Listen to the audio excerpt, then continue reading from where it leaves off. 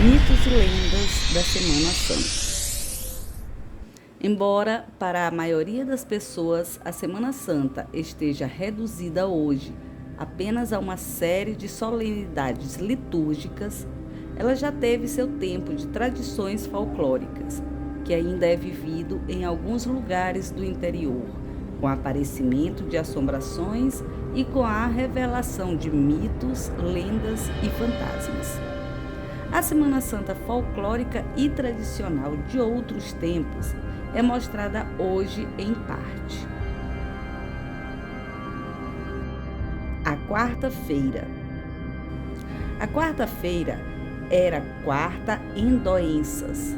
As mães ensinavam aos filhos que Cristo estava doente para morrer e que se devia respeitar o dia.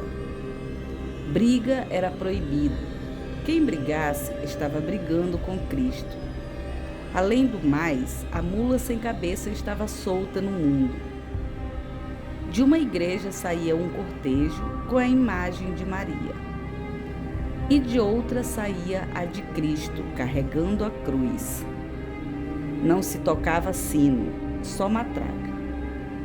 O encontro dos dois cortejos se dava em um lugar pré-fixado e onde um padre fazia o sermão do encontro. Depois, as duas imagens juntas, o cortejo se unificava e seguia para a matriz. De tempos em tempos, a Verônica cantava. À medida que ia abrindo o véu, com a face de Cristo estampada a sangue, a Verônica cantava. Quanto mais escura a noite para a procissão, melhor. Também a terra estava de luto. Apenas velas e tochas iluminavam o caminho. Quinta-feira. Na quinta-feira começava o luto completo, que durava até depois das aleluias.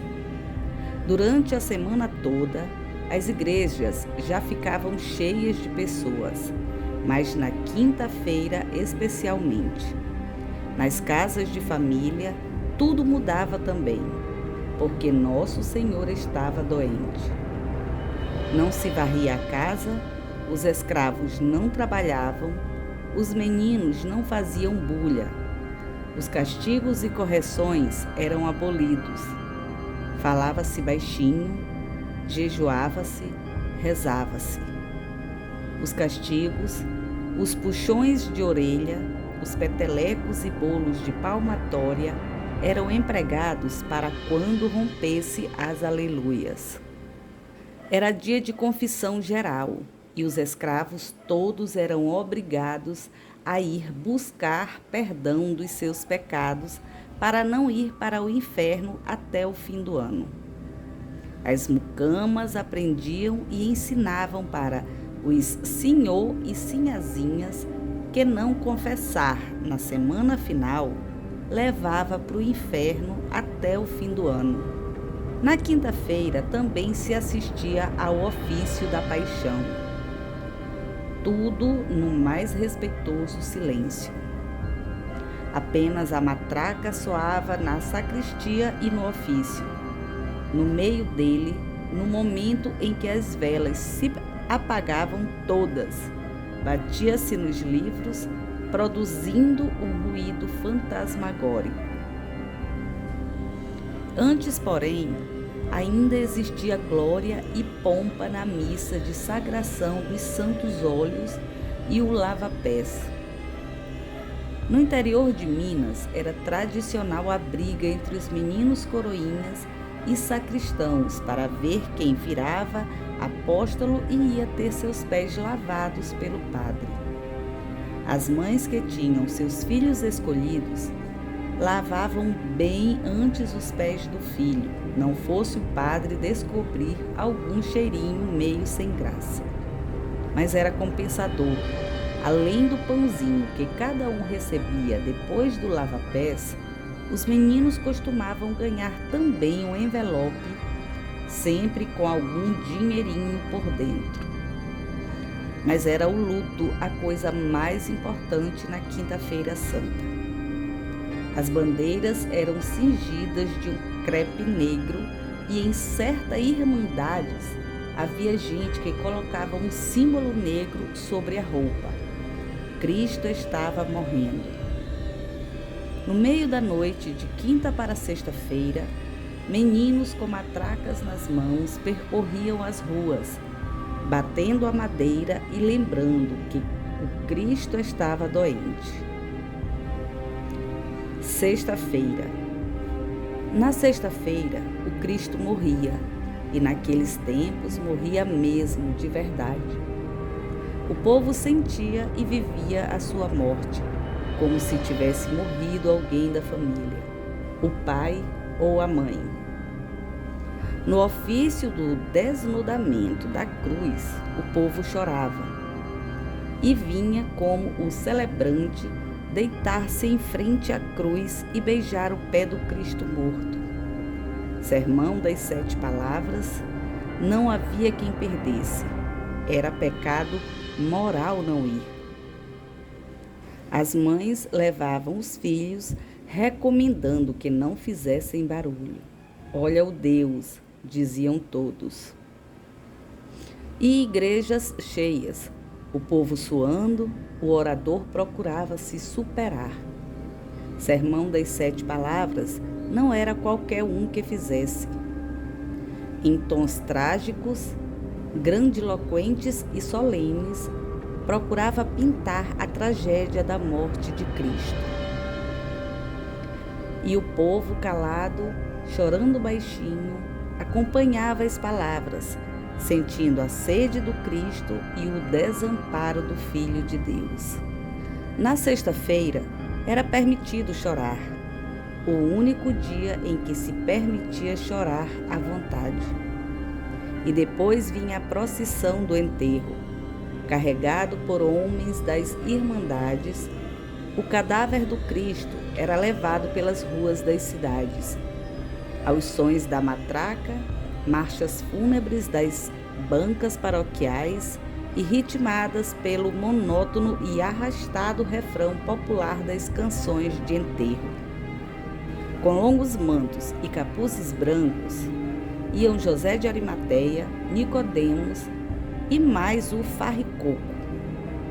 Eram os homens que tinham descido o Cristo da cruz e iam agora sepultá-lo. Atrás vinham Maria, mãe de Jesus, a Verônica, as Maria Beú e Madalena. Depois os apóstolos, cabeças baixas, caminhando devagar, sem trocar uma palavra. Em alguns lugares, cidades maiores e mais antigas, vinham também os soldados romanos, de capacetes e espadas na cinta, chefiados por um centurião de penacho e às vezes até profetas e anjinhos. De tempos em tempos, as Marias se adiantavam e cantavam em voz lúgubre e triste. A imagem de Nossa Senhora também comparecia ao enterro, nos ombros dos confrades. A banda ia no fim. Depois do enterro, a imagem do Cristo ficava no adro central da igreja, como num catafalco. E o povo ia lá beijar os seus pés e aproveitar para medir o Cristo. Levavam cordões e fitas coloridas do tamanho do rosto de Cristo, das mãos de Cristo, dos pés de Cristo, do pescoço, dos braços, etc.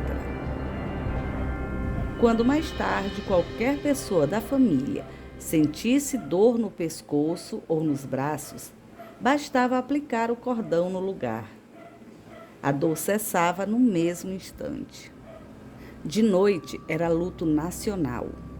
Não se saía de casa, pois o mundo estava entregue ao demônio e seus anjos. Deus estava morto. Tudo era proibido. Sábado de Aleluia.